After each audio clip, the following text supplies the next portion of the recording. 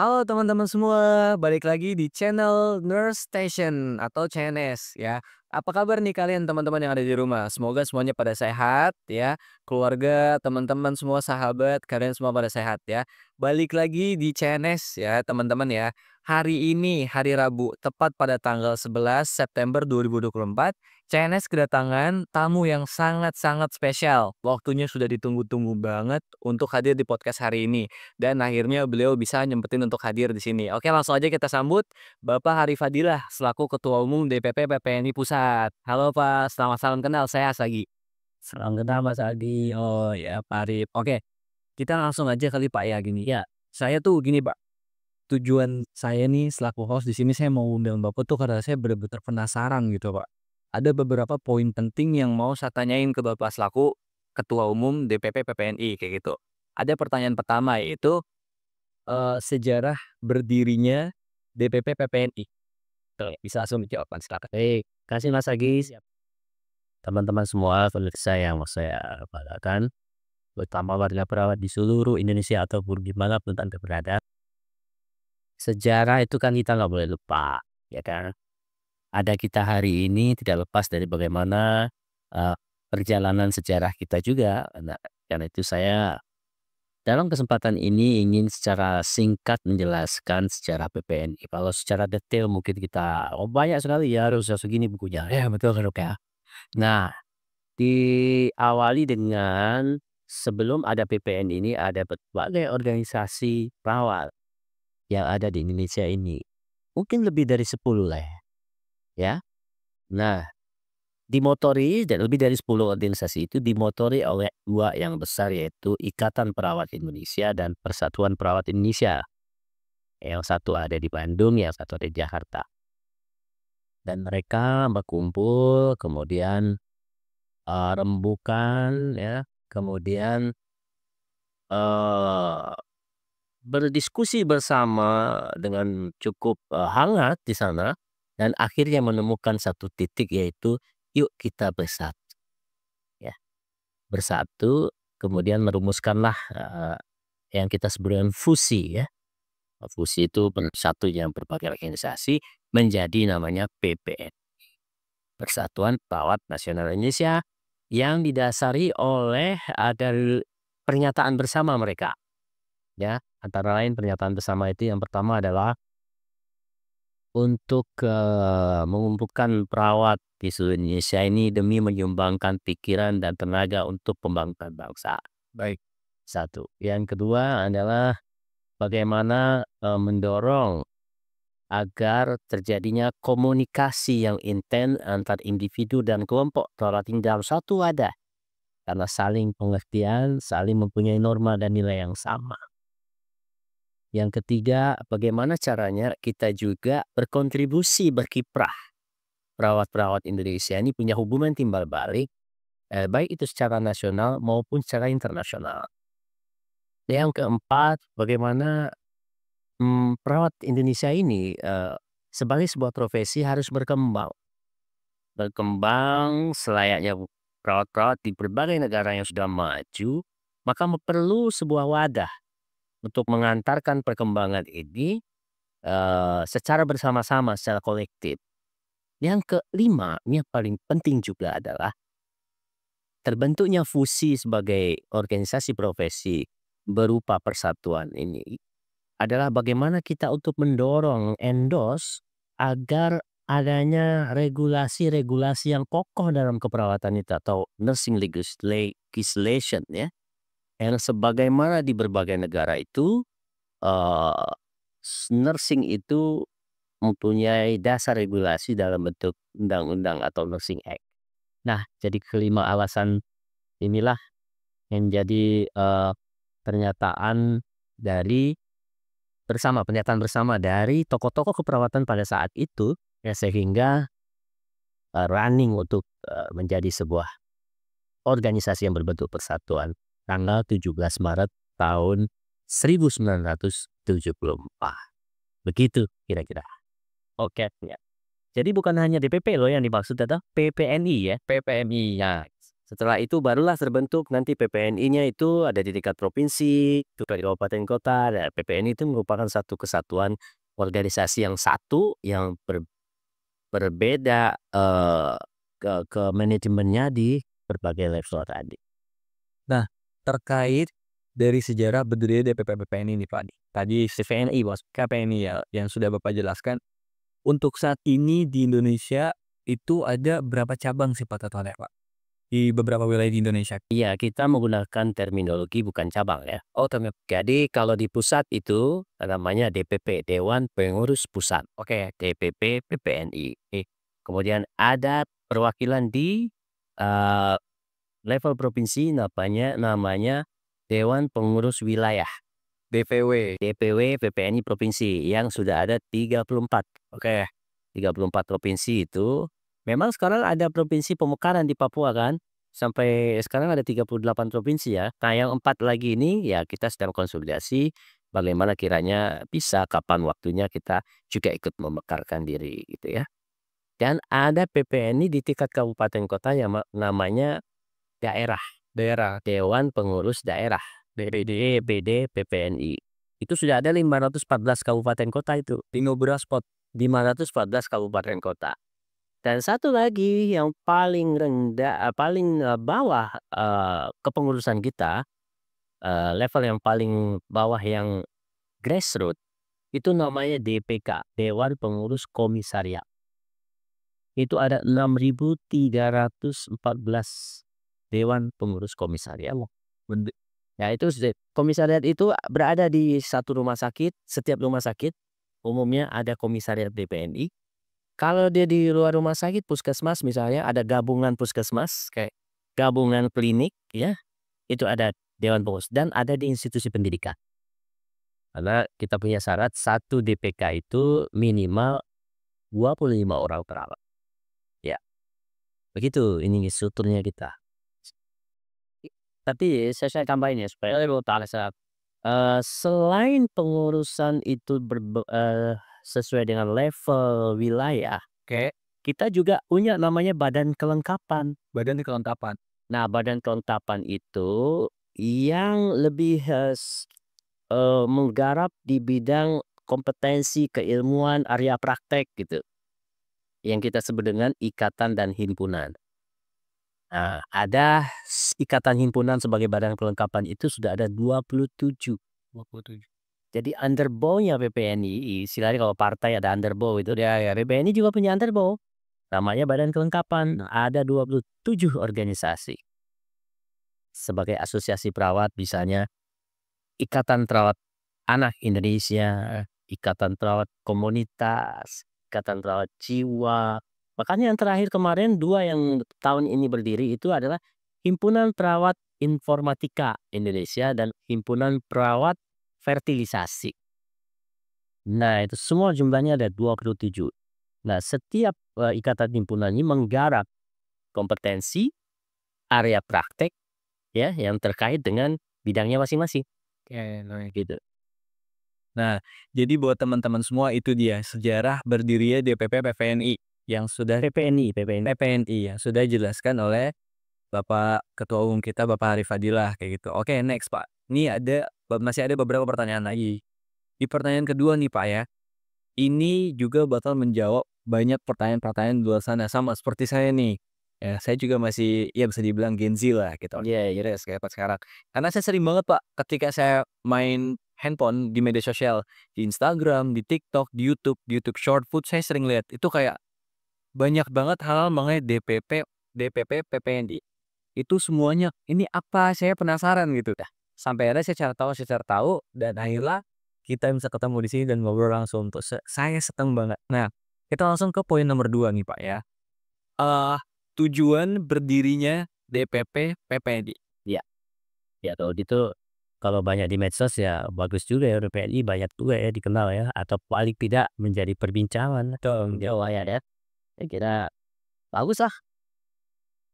Nah, saya kira kalau tujuan daripada PPNI ini di dalam anggaran dasar rumah tangga kita itu sudah diperbaharui beberapa kali, yang terakhir itu ada 2 tujuannya. Yang pertama adalah meningkatkan dan mengembangkan pengetahuan, keterampilan, eee, dalam kurung kompetensi anggotanya. Oke. Kemudian memperjuangkan, meningkatkan martabat profesi, serta etika profesi bagi anggotanya. Itu tujuan yang pertama.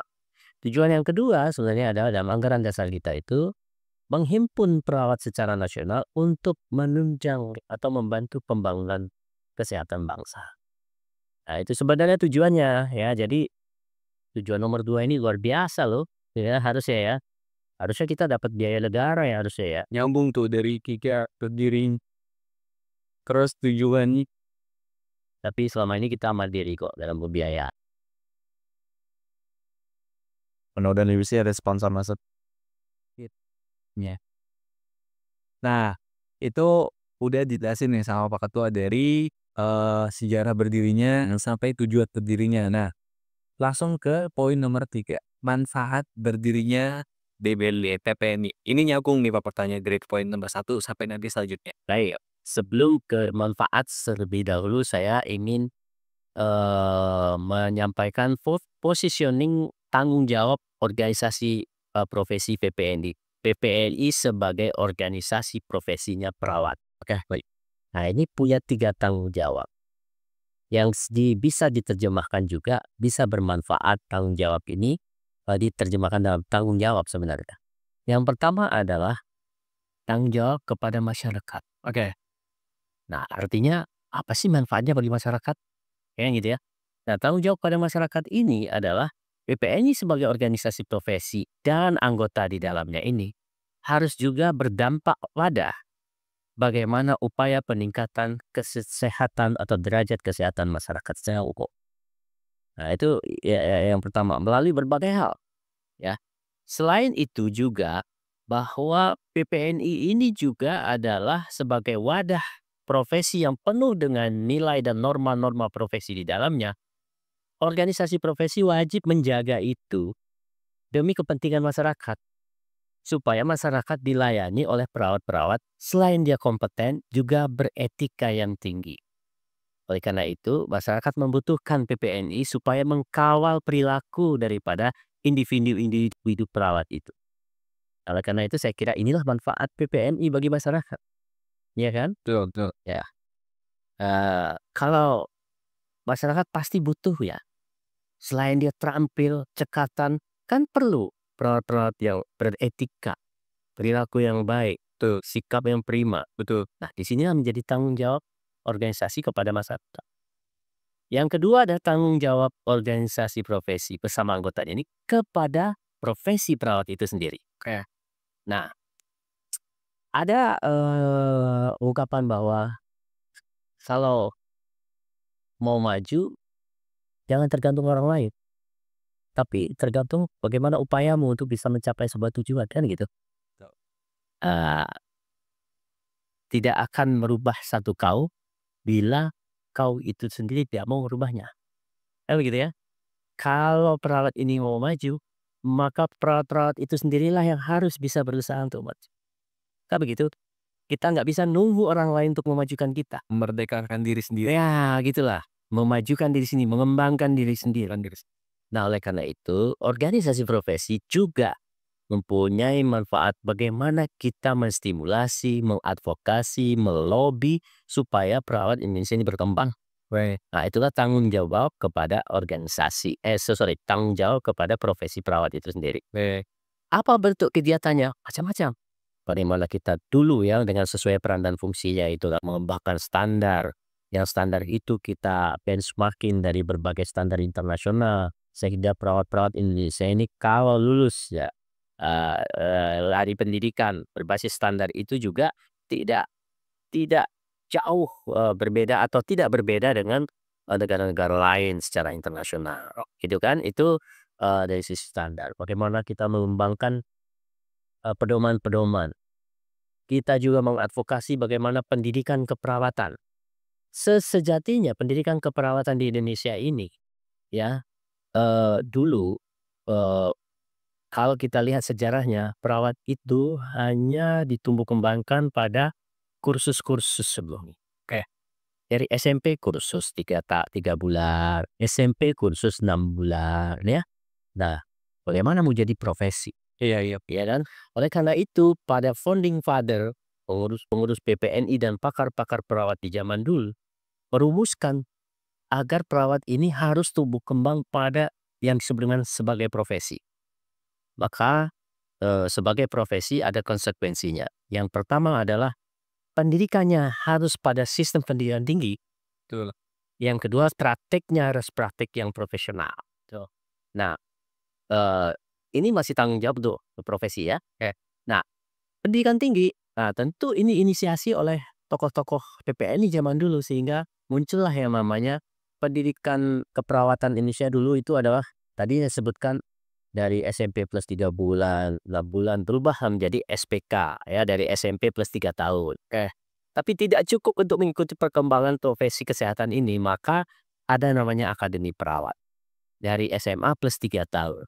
Tidak cukup juga kalau kita mengikuti perkembangan luar. Nah, maka tahun 1985 berdirilah di Universitas Indonesia yang namanya program studi ilmu keperawatan, yaitu adalah pendidikan keperawatan level sarjana yang pertama di Indonesia tahun 85. Nah, kalau kita bandingkan negara lain, tahun 85 itu di Thailand itu sudah puluhan.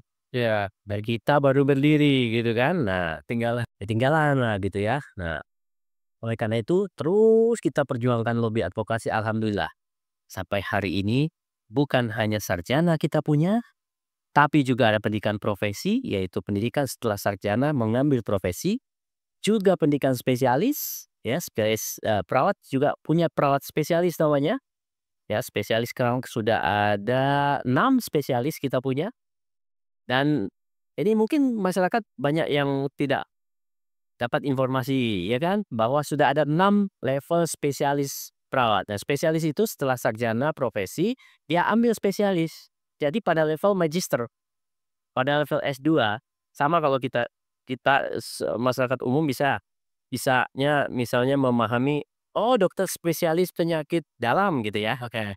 Ah, berarti dia setelah jadi dokter ngambil spesialis penyakit dalam. Sama, perawat juga begitu. Ya. Nah, jadi sudah ada 6 spesialisasi, yang terakhir itu spesialisasi onkologi. Nah, ini perkembangan di dalam dunia pendidikan kita. Bahkan tidak cukup di situ, pendidikan keperawatan ini sudah banyak masternya, magisternya, mungkin sekitar ada 30-an lebih ya, institusi pendidikan yang menggelar atau menyelenggarakan magister keperawatan Di seluruh Indonesia? di seluruh Indonesia dan sudah ada program doktoral di level S3. Ini sudah saya catat nih sudah 2 yang sudah berjalan dan satu lagi sudah mulai berjalan tuh di, satu universitas yaitu UI dan UNER sudah berjalan. Saya juga lulusan UNER nih ya kan, Siap siap.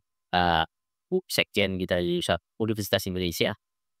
Dan, yang ketiga ini Universitas Pajajaran sudah mulai membuka tahun ini untuk, S3 keperawatan. Keren keren.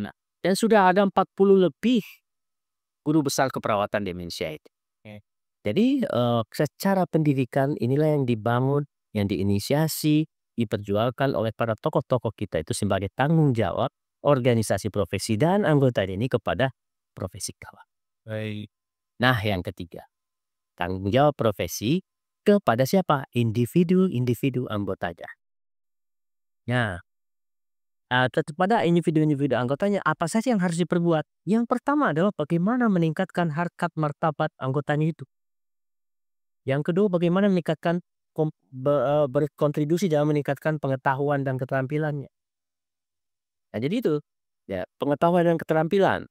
Nah, kita dulu menyiapkan bagaimana sistem pelatihan kita, kesempatan, yang luas memberikan akses kepada anggota-anggota kita untuk mendapatkan kesempatan untuk seminar, untuk pelatihan, ya, sebagai sebuah kebutuhan dari dia sebagai seorang profesi.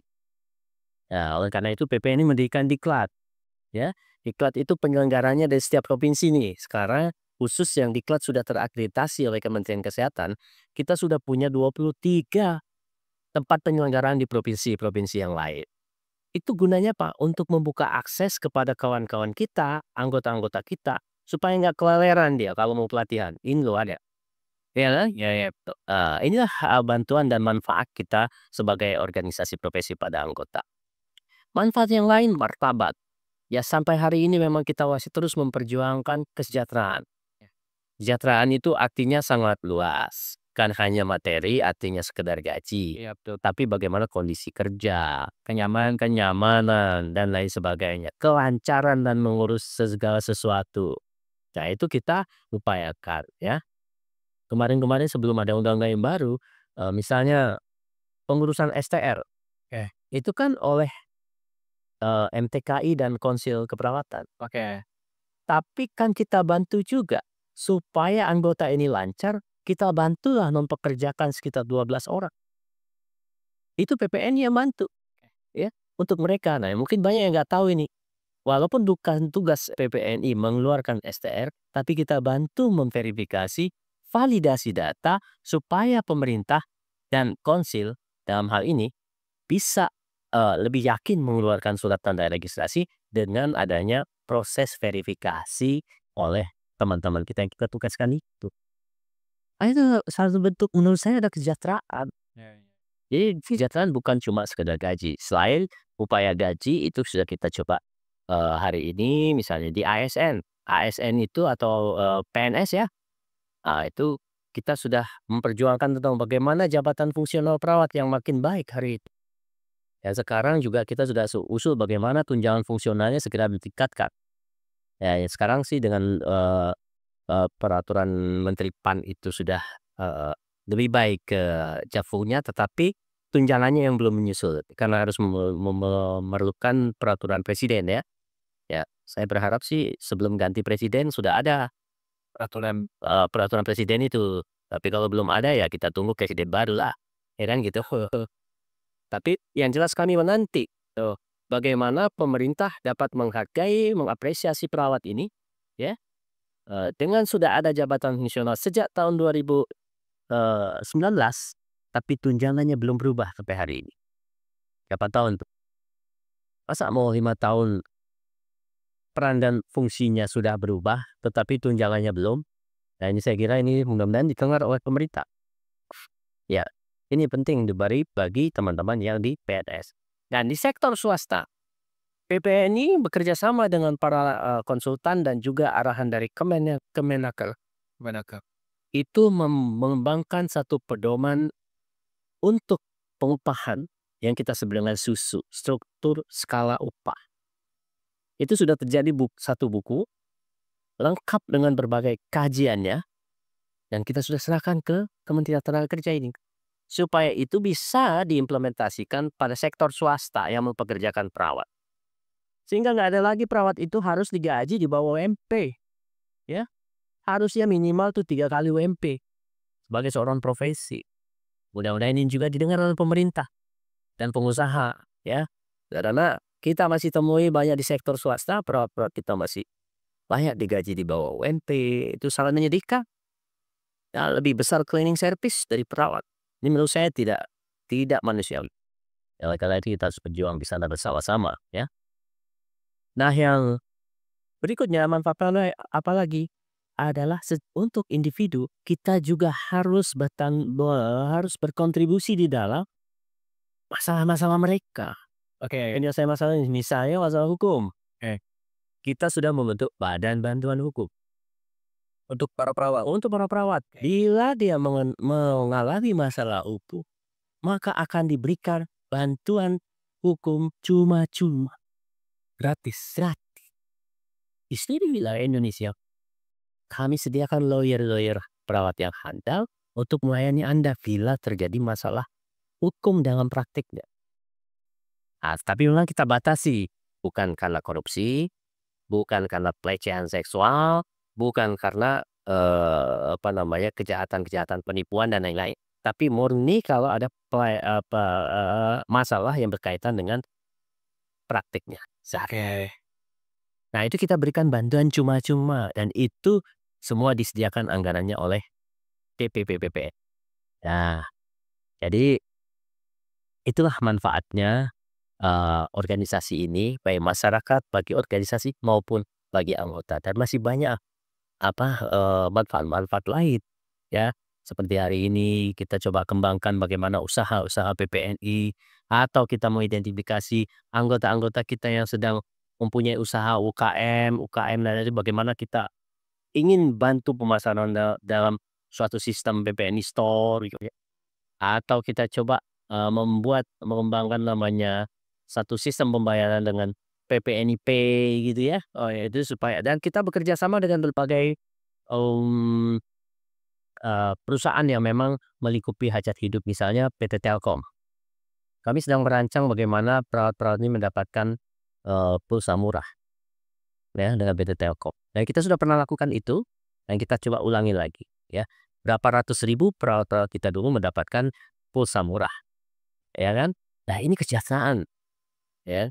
Belum lagi dengan maskapai ya, kita coba dekati kembali beberapa kerjasama yang lalu kita perpanjang dengan Garuda, dengan Citylink, supaya mereka bisa ada manfaat menjadi anggota PPNI. Baik. Begitu Mas. Nah, saya sedikit tercengang sih Pak sebenarnya mendengar, dari penjelasan Bapak mengenai manfaat berdirinya DPP PPM. Itu ada satu poin yang benar-benar saya bikin kayak, "Wah, ini keren banget," gitu. Itu ada pas Bapak bilang tadi, sampai sekarang dari awal sampai sekarang detik ini, DPP PPNI berdiri di kakinya sendiri, ya tanpa ada bantuan kucuran dana dari siapapun. Dari pemerintah, dari lembaga atau badan atau induk perusahaan manapun. Benar-benar itu kayak, ah keren banget. Dengan latar belakang DPP PPN ini membantu mensejahterakan para perawat di Indonesia, gitu. Kita juga harus mengapresiasi untuk para perawat di Indonesia, gitu. Karena mereka merelakan. Contoh yang benar-benar saya bikin nggak bisa ngebendung air mata saya tuh waktu kasus COVID Indonesia kemarin ya. Saya ngelihat itu banyak banget perawat. Saya buka di Instagram, saya lagi diisolasi di rumah. Saya ngeliat di Instagram, nangis tangan saya bergetar kayak gini. Mereka ngerelain ninggalin suami, anak, keluarga. Mereka nggak mikirin itu, tapi mereka mencoba untuk, "Saya nih punya janji bakti," gitu. "Saya mau melayani masyarakat dengan baik sampai mereka semua pulih ya." Dan itu sih PR untuk pemerintah kita yang sekarang ya. Bahkan selanjutnya, mereka harus melirik nih organisasi-organisasi seperti DPP PWNI dan lain-lainnya mungkin di Indonesia. Itu yang harus support. Oke, ini pertanyaan terakhir nih Pak nih, untuk, Pak Harif Fadilah, selaku Ketua Umum Dewan Pengurus Pusat PPNI. Kiprah DPP PPNI saat ini, ya arahnya kemana sih Pak? Ya, eee, memang kita hari ini menghadapi satu perubahan dalam kebijakan dan regulasi negara. Baik. Yang menempatkan organisasi profesi tidak lagi seperti dulu sebagai mitra erat daripada pemerintah dalam sektor kesehatan. Eh, Tapi kita dianggap sebagai ormas yang biasa, yang lepas dengan, silakan tentukan perannya sendiri gitu dah, eee dengan adanya tapi, kalau PPNI sudah insya Allah sih sudah move on akan hal itu ya. oke, Ya move on dan kita mencoba merumuskan mau kemana arah kita ke depan.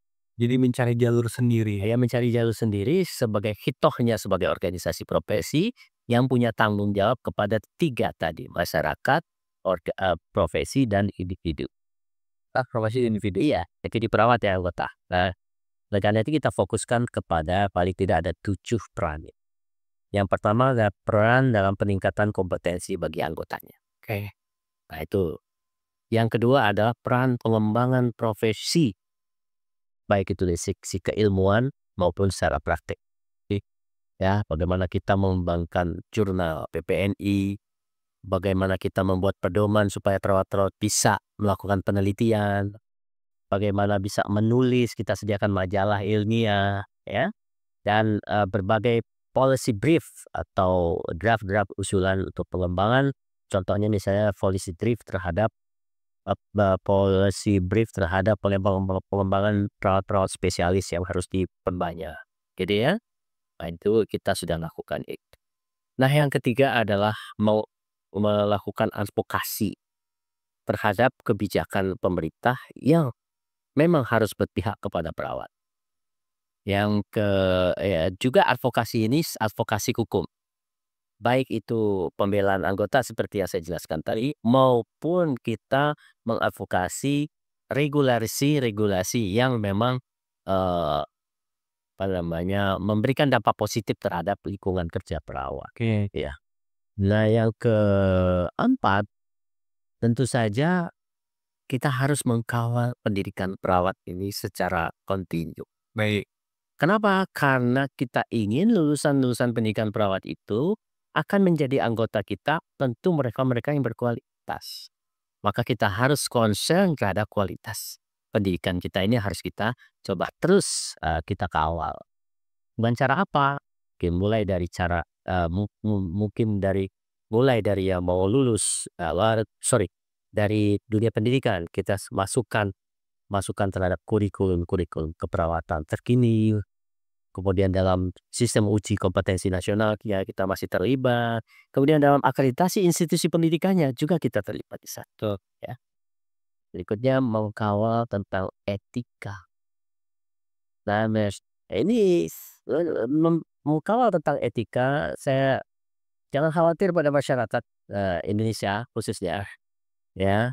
Jadi kalau ada hal-hal yang berkaitan dengan etika, sampai hari ini kita sudah mempunyai namanya Majelis Kehormatan Etika Keperawatan. Ada di tingkat pusat dan ada tingkat provinsi. Operasional di tingkat provinsi sebenarnya. Di tingkat pusat ini adalah kebijakan dan mungkin untuk banding dan lain sebagainya. Atau masalah-masalah etika yang sifatnya sangat-sangat berdampak nasional. Ya, kebetulan ada ruang sidangnya di sebelah ini. Namanya ruang sidang etik. Jadi di set sebagai seperti sidang pengadilan. Nah, ini kita udah kembangkan. Nah, kembangkan itu bukan hanya persoalan penegakannya, tetapi juga kode etiknya kita kembangkan. Di samping kode etik dikembangkan, kita kita pahamkan dengan setiap pasal-pasal kode etik itu kita terjemahkan dengan perilaku supaya teman-teman kita di lapangan memahami lebih mudah, gitu ya. Begitu juga dengan pedoman-pedoman penegakannya. Bisa dibilang pendekatan secara persuasif. Yes, yes, itu menjadi juga pekerjaan kita yang tidak kalah penting ya. Sebenarnya menjamin terhadap bagaimana kebutuhan masyarakat akan profesionalisme termasuk ketika itu harus diperhatikan. Ya. Yang kelima adalah tentu saja tetap memberikan pelayanan pada mereka, pada anggota. Wajib pas. Nah, bahas dari sisi keanggotaan, kalau ada keluhan yang harus segera kita sampaikan ya. Kemudian dan seterusnya. Oh ya, saya perlu tambahkan tadi, selain tadi ada di provinsi, kabupaten, kota, kita punya cabang di luar negeri, bukan cabang, namanya Dewan Perwakilan Luar Negeri, DPL. DPLN. DPLN. Itu sudah di luar negara. Dewan Perwakilan Luar Negeri. Oke. Di 5 negara sudah. Jepang, Arab Saudi, Kuwait, Qatar, Uni Emirat Arab, dan Jepang. 4 negara Arab, 1 negara Jepang. Iya, itu sudah ada PPNI-nya di sana.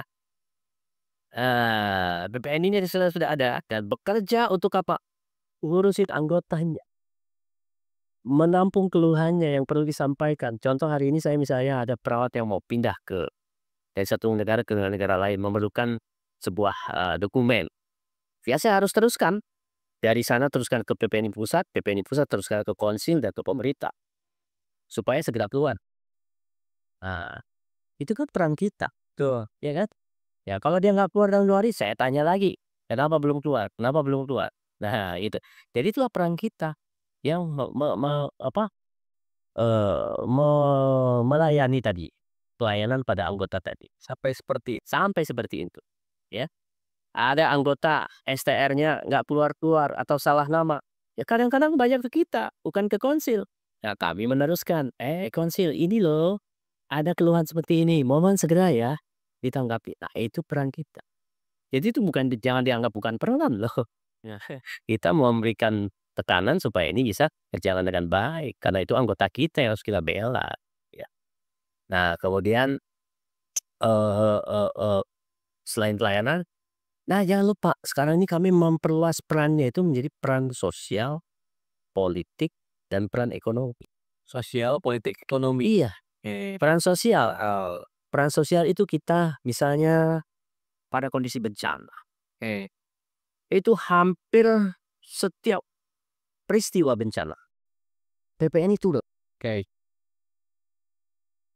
Dulu dengan himpunan perawat gawat darurat dengan pengurus DPW-nya. Tapi sekarang kita coba fokus satu badan yang kita ciptakan untuk berperan berkiprah dalam kebencanaan, yaitu Badan Penanggulangan Bencana. Oke. Itu sudah terbentuk di hampir semua provinsi dan beberapa kabupaten kota. Semua? Iya, hampir semua, hampir semua. Badan Bantuan Bencana, ya. Kemarin terakhir Cianjur tuh luar biasa. Oh ya, ya. Kemarin ya ada. Nah, itu sudah turun semua kita. Badan Bantuan Bencana BPN. Nah, eee eee, sosial itu salah satu contoh. Belum lagi misalnya setiap kantor PPNI di daerah itu, selain dia juga sebagai kantor PPNI, tapi juga digunakan untuk posyandu, posbindu, sebagai upaya sosial kita pada masyarakat. Nah, terus politik. Politik. Nah, peran politik ini bukan berarti PPNI partisan. Eh. Kami melakukan pendidikan politik bagi perawat-perawat supaya quote and quote jangan tabu sama politik. Oke. Artinya apa? Dia harus memahami politik ini sebagai suatu upaya mencapai tujuan. Sebagai warga negara punya kebebasan hak pilih. Maka pilihlah mereka-mereka misalnya dalam kepemimpinan itu, mereka-mereka yang memang peduli kepada nasib perawat. Betul. Itu penting. Jadi harus kita ajarkan dia punya bebas berpikir, bebas memilih untuk kepentingan dirinya dan kelompoknya juga sebagai sebuah profesi. Tentunya pasti keinginannya yang baik dong. Oke, betul. Kayak gitu. Yang terakhir peran ekonomi ini sudah akan segera running kita. Kita mulai ya. Kita mulai peran ekonomi. Artinya apa? Tadi bahwa organisasi profesi ini bukan organisasi pemerintah, ya kan? Tidak dapat dana dari pemerintah. Oke. Ia harus berdiri, terus eksis untuk menjalankan fungsi dan tujuan organisasinya. Betul. Maka dia harus nggak mungkin dong mobil bisa jalan tanpa bensin. Ya. Maka untuk mencari bensin itu kita lakukanlah fungsi ekonomi. Ayo. Hari ini PPNI dan fungsi ekonomi berdasarkan anggaran rumah tangga kita di Munas yang lalu sudah dapat mendirikan namanya badan usaha. Oke. Nah, kita sudah mendirikan badan usaha ini namanya PT. PT-nya boleh saya sebut di sini PT Asuh Global Indonesia. PT Asuh Global Indonesia nanti akan mengelola berbagai usaha PPNI, ya. Antara lain kita punya hotel, yang sekaligus sebagai tempat diklatnya perawat-perawat. Oke. Gitu juga nanti punya store ya, punya berbagai kita punya percetakan buku-buku produksi buku untuk cetak dan disebarkan standar-standar ya dan lain sebagainya. Itu usaha-usaha batik PPNI, seragam, nah, itu nanti akan dikelola oleh yang namanya PT PPN. Gitu. Kenapa ada bentuk PT? Karena supaya juga berorientasi profit dong, Pasti. ya kan? Karena kan balik lagi, DPP ini berdasarkan atau dia berdiri kaki sendiri. Nggak ada yang lain spesial. Kami batasi PT kita itu sebanyak-banyaknya kemanfaatannya kembali kepada organisasi, Baik. bukan kepada orang per orang Betul. atau kepada dua per orang. Kenapa? Karena PT itu didirikan dengan sistem saham. Di mana saham yang hari ini kita berikan kepada kita tetapkan untuk PT yang kita dirikan ini adalah 99% sahamnya PPNI. Maka kalau ada keuntungan atau dividennya, maka kembali 99% kepada organisasi. Begitu dia, ya kan? Jadi fungsi ekonomi sudah berjalan.